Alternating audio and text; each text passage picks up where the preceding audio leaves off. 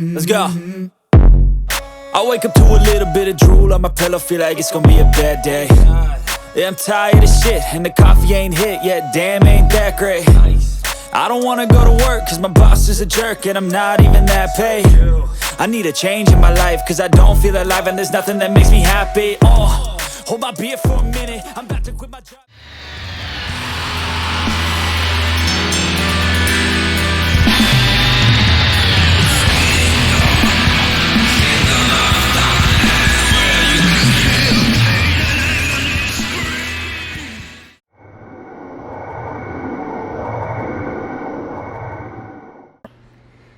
Control.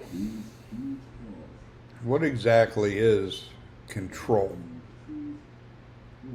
We're going to dive into it and figure out.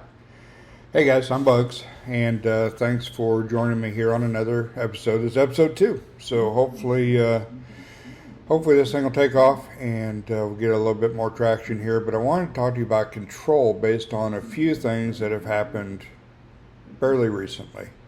First of all, Webster defines control in a few different ways. One is to have power over or to rule. Another one would be like an act or an instance of controlling power or authority.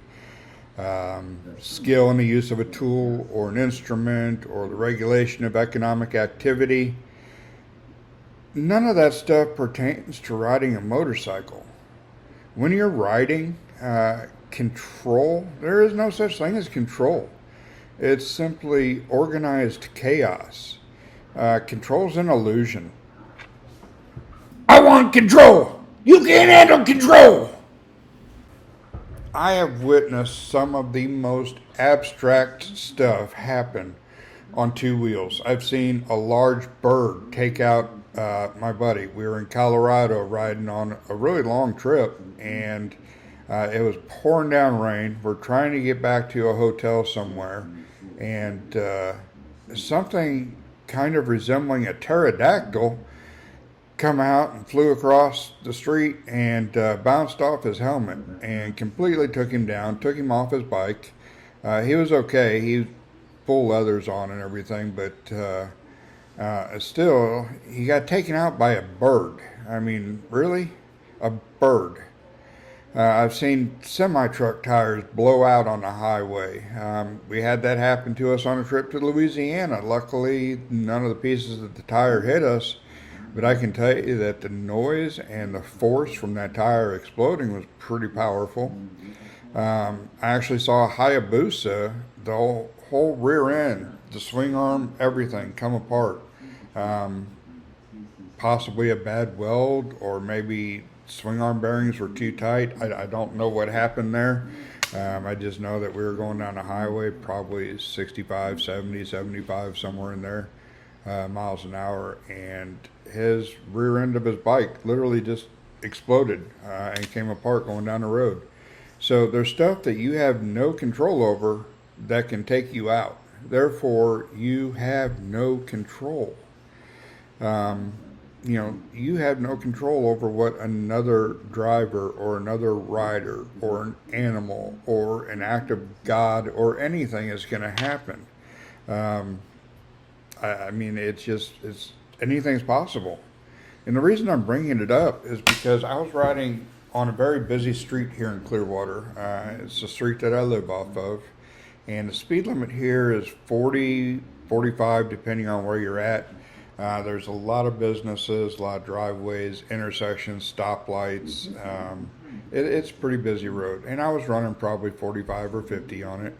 And luckily there was not a whole lot of traffic, but I had 3 crotch rockets that just blew past me, one of them in my lane. So if I had moved over even a foot and a half, he would have hit me. But they blew past me on a rear wheel at well over 100 miles an hour. So a couple miles later, I pull over to get some gas, and they just happen to be at the gas station. So, I'm a friendly guy. I like to talk to people. So I walked up to them and said, "What the fuck is wrong with you people? You got a death wish?" And they were young, probably 18, 19, 20 years old. And I get the typical response, "No, bruh, It's all under control, man. We're good. No, there's absolutely no control there. And Lord help you if a car pulls out and you hit that car at that kind of a speed, because not only are you going to die, but you're probably going to kill whoever's in that car also. And it could be a child. So therefore, a little bit of common sense, man. And don't think that you have control over something when you really don't. There's a time and a place for that, and a busy 40-mile-an-hour road is not the time or the place. Honestly, highways aren't the place either. If you're on an isolated stretch of road, man, I get it. You know, I know it sounds like I hate sport bikes. I don't. Back in the late 90s, early 2000s, I actually raced them for a few years as a privateer. Had a lot of fun on them, but I also knew that the highway and roads was not the place to race those things. It was on a racetrack. You want to do stunts? Man, that's cool. I like watching stunts. Do it at a stunting event, though, not on a road where there's people that you have no control over. I'm getting tired of hearing about motorcycles going down and people dying because, well, simply put, they're riding like an idiot. There's no reason for it. It could have been prevented. You know, I understand that accidents are going to happen, but there's no reason to contribute to the severity of that accident. You know, I see these guys all the time around here, and they're splitting lanes, they're riding wheelies, they're cutting through traffic at just breakneck speeds. You could have been killed. You understand that? Man, Tampa Bay traffic is ridiculous. I've been on the 275 and the I-4 at 10 o'clock on a Saturday night, and traffic comes to a complete halt because nobody in Florida has learned how to merge. I don't know why that's such a difficult thing here, but they simply do not know how to merge, and therefore you get traffic backed up.